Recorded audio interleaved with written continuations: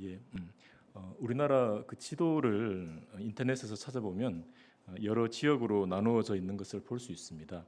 우리가 속해 있는 경상도를 비롯해서 전라도, 충청도, 강원도, 또 경기도, 또 바다 건너 제주도까지 그렇게 표시되어 있습니다. 그리고 우리가 위에서 기도하는 북한을 살펴보면 38선에 의해 잘려진 강원도 일부가 북한에 들어가 있고, 그다음에 위쪽으로 가면서 황해도, 또 평안도, 함경도 이렇게 있습니다. 남한과 북한이 분단되어 있고 또 남한 안에서도 지역 갈등이 있지만 그런 거 다 무시하고 사람 자체만 놓고 볼 때 지역마다 사람들의 특징이 있는 것 같습니다. 제가 황해도 사람, 평안도 사람, 또 함경도 사람을 만나 뵌 적이 없어서 그 지역 분들이 어떨지는 잘 모르겠지만 우리가 속한 경상도와 남한의 여러 지역을 생각해 보면 지역마다 그 사람들의 특징이 떠오르는 것 같습니다. 아마 여기 계신 분들 대부분이 현재 경상도에 적을 두고 계실 텐데요. 여러분은 경상도 사람 하면 어떤 특징이 떠오르십니까? 예, 저를 놓고 생각해 보면 경상도 사람, 특히 경상도 남자는 좀 무뚝뚝한 것 같습니다. 속은 안 그런데 애사스럽게 그 표현하기보다 무뚝뚝하게 표현할 때가 종종 있는 것 같습니다. 지금도 그런 우스갯소리가 도는지 모르겠지만 그런 우스갯소리가 있습니다. 경상도 커플이 신혼여행을 갔는데 아시겠죠? 예. 밤하늘에 달이 이쁘게 떠 있습니다. 달콤한 신혼여행 중에 이쁜 달을 봤으니 새 신부가 기분이 좋았겠죠. 그래서 새 신랑에게 이렇게 말합니다.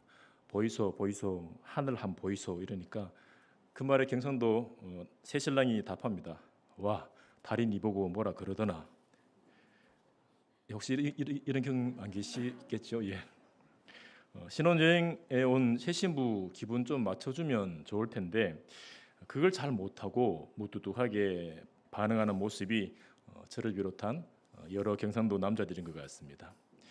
아내에게 무뚝뚝하게 때로는 퉁명스럽게 반응하는 이 모습, 이런 모습은 어떻게 보면 경상도 남편뿐만 아니라 지역에 상관없이 연배가 있는 그 남편분들의 모습인 것 같습니다. 그분들에게 지금 사랑으로 살고 계시죠? 하고 물으면 그렇지 사랑으로 살지 선뜻 대답하기보다는 사랑은 무슨 의리로 산다 대답하실 분도 적지 않을 것 같습니다. 그분들 중에는 사랑으로 산다 답하기가 좀 무안해서 일부러 의리로 산다 하는 분도 계시겠지만 결혼 생활을 이어오면서 또 사랑이 식어버려서 무덤덤해지고 그래서 의리로 사는 분들이 없지 않아 있을 것 같습니다. 사랑이 식어서 무덤덤해지고 의리로 사는 모습, 부부간에도 이런 모습이 보일 수 있지만 예수님을 믿는 우리 성도들에게도 이런 모습이 보이는 것 같습니다. 성도로 살아갈 때 시간이 지날수록 하나님을 향한 사랑이 더 깊어지면 좋은데 어느 순간부터 하나님의 사랑을 당연하게 여기며 그 사랑에 대해 무덤덤해지는 모습이 저를 비롯한 여러 성도들에게 있는 것 같습니다. 오늘은 이 본문을 통해서 우리가 하나님께 어떤 사랑을 받았는지를 함께 살펴보려고 합니다. 사도 바울은 오늘 본문 1절에서 이렇게 선포합니다. 그는 허물과 죄로 죽었던 너희를 살리셨도다.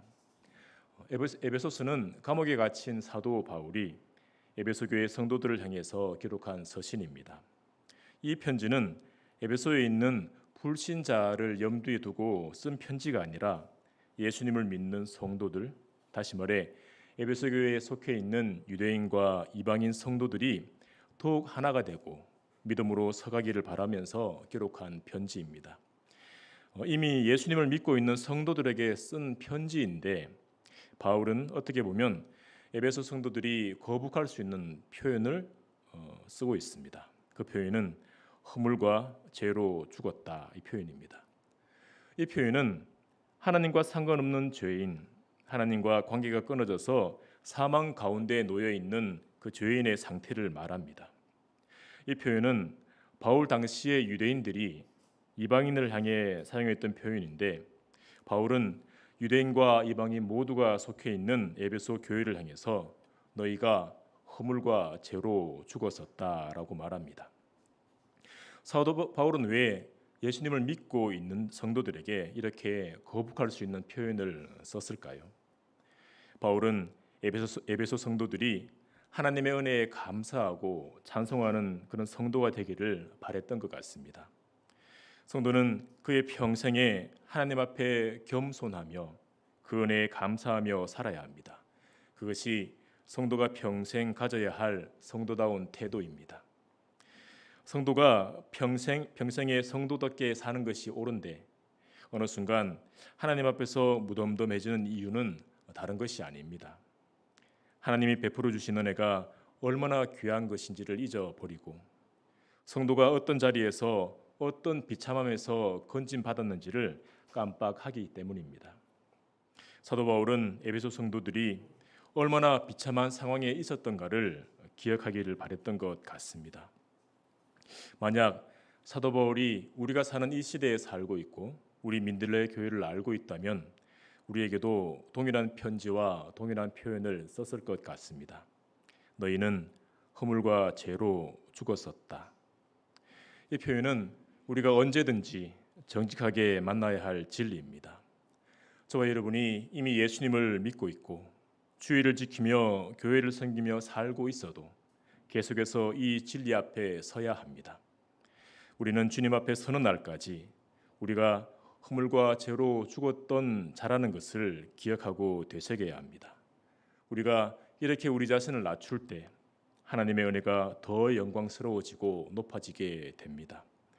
하나님 앞에서 우리 자신을 낮출 수 있는 귀한 은혜가 우리의 삶 속에서 계속 되어지기를 소망합니다.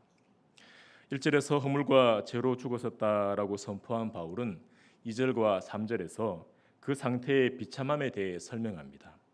2절과 3절을 제가 읽겠습니다.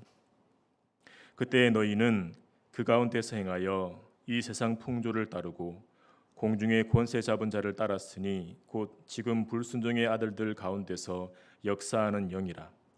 전에는 우리도 다 그 가운데서 우리 육체의 욕심을 따라 지내며 육체와 마음에 원하는 것을 하여 다른 이들과 같이 본질상 진노의 자녀였더니. 바울은 허물과 죄로 죽었던 자들에 대해 말할 때 에베소 성도들이 예수님을 믿기 이전에 허물과 죄 가운데서 하나님과 상관없이 세상 풍조를 따르고 하나님을 원수로 여기는 공중 권세 잡은 자가 곧 하나님을 믿지 않는 자들을 휘어잡는 악한 영을 따랐다고 말합니다. 그리고 육체의 욕심을 따르며 그 욕정에 이끌려 사는 사람들처럼 본질상 진노의 자녀였다고 말합니다. 바울이 허물과 죄로 죽었던 자들의 비참함을 말할 때 그 비참함은 에베소 성도에게만 해당되는 것이 아닙니다. 저와 여러분을 비롯한 모든 성도들에게 해당되는 진리입니다. 여러분이 예수님을 믿기 이전에 2절과 3절 같은 비참한 상태에 있었다고 하면 혹시 어떤 마음이 드십니까? 이제는 나와 상관없어진 지나간 과거의 일이니 그냥 가볍게 큰일 날 뻔했구나 싶으신가요? 그렇게 생각할 수도 있겠습니다. 하지만 우리의 비참한 상태를 바라볼 때 우리의 눈, 우리의 수준에서 바라보지 않고 하나님의 눈으로 바라보게 된다면 상황은 말할 수 없이 심각해집니다. 하나님은 허물과 죄로 죽은 자가 이 세상 풍조를 따르고 하나님을 원수로 하는 공중곳에 잡은 자 따르는 것을 어떻게 보실까요? 하나님의 뜻은 상관없이 자신의 육체적 욕망을 따르는 자, 하나님 보시기에 진노의 자녀를 어떻게 보실까요? 거룩하심과 공의로우심이 무한하고 영원하고 불변하신 하나님의 눈에 허물과 죄로 죽었던 자가 어떻게 보일까요? 3절 끝부분에 나오는 진리의 자녀라는 표현대로 허물과 죄로 죽었던 자가 받을 수 있는 것은 죽음밖에 없습니다. 진노밖에 없습니다. 무한하고 영원하고 불변하신 하나님의 거룩하심과 공의로움의 그 무게는 우리가 상상할 수 없을 만큼 무겁습니다. 성경에 보면 하나님의 거룩하심이 어떠한지를 엿볼 수 있는 장면이 장면들이 나오는데요. 그 중에 이사야 선지자가 하나님의 거룩하심을 만나는 장면이 나옵니다. 이사야 6장에서 이사야는 하나님의 성전에서 높이 들린 보좌에 앉아 계신 하나님을 뵙습니다. 그때 6날개를 가진 스랍들이 하나님을 모시는 장면을 보게 되는데, 스랍들이 2날개로는 얼굴을 가리고 2날개로는 발을 가린 채 날면서 거룩하다 거룩하다 거룩하다 만군의 여호와여, 그의 영광이 온 땅에 충만하도다라고 찬양합니다. 하나님의 거룩하심과 그 영광 앞에서 스랍들조차 얼굴과 발을 가린 채 성전이 뒤흔들릴 만큼 큰 소리로 찬양할 수밖에 없습니다. 그 하나님 앞에서 이사야는 자신의 죄악됨을 보게 되고 자신이 망할 수밖에 없는 자라고 애통해야 합니다. 그 거룩하심과 공의로우심과 영광스러움이 무한하고 영원하고 불변하신 하나님이 감히 상상할 수 없이 무거운 진노를 쏟으신다면 그 진노의 무게가 어떠할까요? 이 세상에 있는 모든 것을 다 합쳐도, 온 우주를 다 합쳐도 그 진노의 무게를 감당할 수 없습니다. 허물과 죄로 죽었었던 저와 여러분은 하나님이 그 거룩하심과 공의로우심을 따라 온 힘을 다해 쏟아 부으시는 그 진노를 고스란히 받아야 했던 진노의 자녀였습니다. 그것이 저와 여러분이 놓여있던 비참함이었습니다. 저와 여러분은 평생에 이것을 기억하며 살아야 합니다. 내가 어떤 자리에 있는지를 잊지 말아야 합니다. 우리의 비참함을 기억하는 데서 하나님의 베풀어 주신 그 은혜가 높아지기를 시작합니다. 허물과 죄로 죽었던 자들의 비참함에 대해 말한 바울은 그와 극명하게 대비되는 하나님의 은혜에 대해서 4절 이하에서 이렇게 말합니다. 4절에서 6절을 보시면, 긍휼이 풍성하신 하나님이 우리를 사랑하신 그 큰 사랑을 인하여 허물로 죽은 우리를 그리스도와 함께 살리셨고 너희는 은혜로 구원을 받은 것이라. 또 함께 일으키사 그리스도 예수 안에서 함께 하늘에 앉히시니. 하나님의 두려운 진노 아래서 죽음 이외에는 소망이 없던 자들을 하나님께서 살리셨습니다. 하나님의 진노 아래서 살아날 소망은 티끌만큼도 없었던 자들에게 하나님은 생명을 허락하셨습니다. 하나님이 어떻게 그럴 수 있었을까요?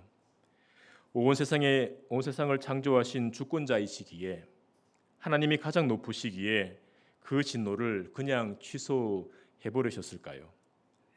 왜 그러셨냐고 감히 이 일을 제기할 수 있는 자가 없으니 하나님 선에서 유야무야 하셨을까요? 우리 하나님은 스스로를 부정할 수 없는 분이십니다. 하나님이 정하신 진노는 반드시 내리셔야 합니다.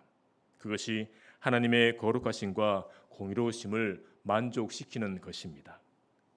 하나님의 진노를 반드시 내리셔야 한다면 그 무거운 진노를, 감당할 수 없는 그 진노를 어디에 쏟아 부으셨을까요? 하나님이 허물과 죄로 죽었던 자들에게 쏟아 부어야 할 그 진노를 어디에 쏟으셨는지는 우리가 알고 있습니다. 사도 바울은 그것을 우리를 사랑하신 그 큰 사랑으로 표현합니다. 하나님은 하나님의 진노를 우리를 대신해서 우리 죄를 대신 지고 십자가에 못 박히신 예수 그리스도에게 쏟으셨습니다. 하나님의 거룩하심과 공의로움이 다 만족되도록 저주받은 나무 십자가에 못 박히신 예수 그리스도께 하나도 남김없이 다 쏟아 부으셨습니다. 온 우주라도 다 감당할 수 없는 하나님의 그 진노를 예수님이 다 받으셨습니다. 하나님 보시기에 허물과 죄로 죽어서 육체의 욕정을 따라 사는 본질상 진노의 자녀가 당연히 받아야 할 진노인데, 하나님은 그 진노를 하나밖에 없는 독생자에게 쏟아 부으셨습니다. 하나님이 왜 그렇게 하셨다고 바울이 말하고 있습니까? 긍휼이 풍성하신 하나님이 우리를 사랑하신 그 큰 사랑을 인하여 그랬다고 합니다. 우리는 사랑받을 자격이 없는 자였습니다. 허물과 죄로 죽었던 자들입니다. 허물과 죄로 죽었던 자와 하나밖에 없는 독생자, 이 둘은 비교할 가치가 없는 존재들입니다. 누구를 먼저 품에 안고 복을 내려야 하는지는 누구라도 금방 알 수 있습니다. 그런데 하나님은 하나밖에 없는 독생자를, 근본 하나님의 본체이신 성자 하나님을 저주받은 자로 여기시고 십자가에 못 박으셨고, 죽어야 할 자, 살려 두어서는 안 될 저와 여러분을 마치 하나밖에 없는 아들인 양 품에 안아 주셨습니다. 사도 바울은 이 사랑을 그 큰 사랑이라고 표현합니다. 우리에게 베푸신 하나님의 그 사랑은 너무 지나친 사랑인 것 같습니다. 입장을 바꿔서 저와 여러분 같으면 여러분이 생명처럼 사랑하는 여러분의 자녀를 사형에 처해도 모자랄 것 없는 흉악범 대신에 죽게 할 수 있을까요? 매일 여러분의 소소한 기쁨이 되는 피부치를 전혀 상관없는 이 세상에서 사라지는 것이 더 낫겠다 여겨지는 흉악범 대신에 죽게 할 수 있을까요? 저는 그렇게 못할 것 같습니다. 그런데 하나님은 그렇게 하셨습니다. 독생자를 향한 하나님의 그 사랑은 우리가 다 이해할 수 없을 만큼 크고 깊은 사랑입니다. 그렇게 사랑하시는 독생자를, 저와 여러분을 살리려고 십자가에 달아 죽게 하신 사랑, 이 사랑이 너무 지나치고 너무 귀하고 너무 큰 사랑입니다. 저와 여러분을 그 큰 사랑으로 사랑하신 하나님은 예수 그리스도를 십자가에 못 박혀 죽게 하셨고 3일 만에 부활하게 하셨습니다. 그리고 하늘로 올리셔서 하나님의 보좌 우편에 앉게 하셨습니다. 우리가 하나님의 그 큰 사랑에 반응하여 예수님을 믿을 때 하나님은 우리를 예수 그리스도와 연합한 자로 여겨 주십니다. 우리가 예수 그리스도와 연합되었다는 말은 무슨 뜻일까요? 예수 그리스도가 나의 죄를 뒤집어 쓰고 죽으실 때 예수님과 연합된 나도 예수님과 함께 죽었다는 뜻입니다. 그래서 죄 용서함을 받았고 죄의 권세에서 자유롭게 되었다는 말입니다. 그리고 5절과 6절 말씀처럼 예수님이 부활하실 때 우리도 예수님의 부활 생명을 받고 예수님과 함께 하늘에 앉았다는 말입니다. 저희 여러분은 하나님의 두려운 진노를 받아야 할 자였는데 하나님의 은혜로 구원받아 예수님과 함께 부활 생명을 누리고 예수님과 함께 하늘에 앉게 하셨습니다. 어쩌면 우리 스스로는 실감이 나지 않는 축복이지만 하나님은 믿음으로 예수 그리스도와 연합된 저와 여러분을 그런 자로, 복된 자로 보고 계십니다. 하나님은 예수 그리스도 안에서 우리에게 놀라운 사랑을 베풀어 주셨습니다. 말할 수 없는 은혜를 베풀어 주셨습니다. 하나님이 저와 여러분에게 베풀어 주신 은혜는 7절의 표현처럼 지극히 풍성한 은혜입니다. 하나님은 하나님이 그리스도 안에서 우리에게 베푸신 은혜가 얼마나 풍성한지를 앞으로 올 모든 세대에게 보이시길 원하십니다. 저와 여러분은 성도로 살아갈 동안 하나님의 은혜가 얼마나 풍성한지를 드러내야 합니다. 우리가 어떻게 하나님의 지극히 풍성한 은혜를 드러낼 수 있을까요? 우리가 하나님께 어떤 사랑을 받았는지, 어떤 은혜를 받았는지 기억하면서 감사하면 됩니다. 은혜 받을 만해서, 사랑을 받을 만해서 받았다 말하지 않고 하나님의 사랑에 무덤덤하지 않고 허물과 죄로 죽었던 그 비참함을 기억하면서 그 크신 사랑에 감사하며 나가면 됩니다.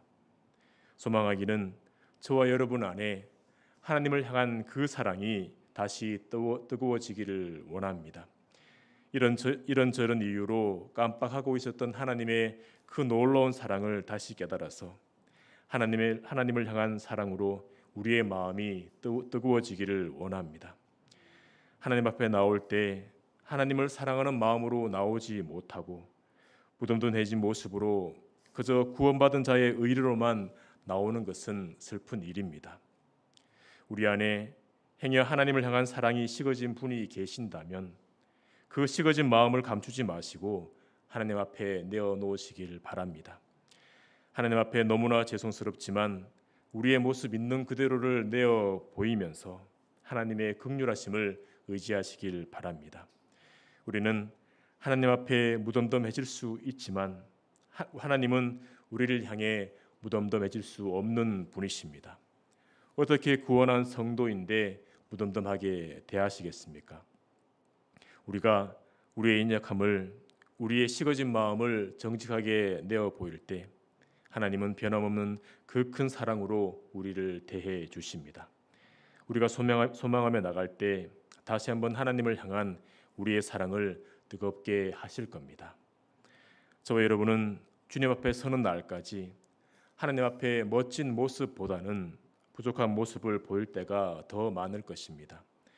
뜨겁게 사랑하는 날보다 내 마음이 왜 이러나, 왜 나는 하나님의 사랑에 감격하지 못하나 싶을 때가 많을 것입니다. 내 마음이, 내 사랑이 식었다 싶을 때마다 하나님의 사랑을 기억하시며 하나님 앞에 나가시길 바랍니다. 때때로 무덤덤해질 수 있습니다. 그것이 우리의 연약함입니다. 하지만 무덤덤한 것에 익숙해져서는 안 됩니다. 무덤덤해진 그 마음을 그냥 두어서는 안 됩니다. 매일의 삶을 살아가실 때 하나님을 향한 우리의 사랑을 돌아보시면서 하나님께 나아가시는 저와 여러분이 되기를 소망합니다. 이 시간 함께 기도하실 때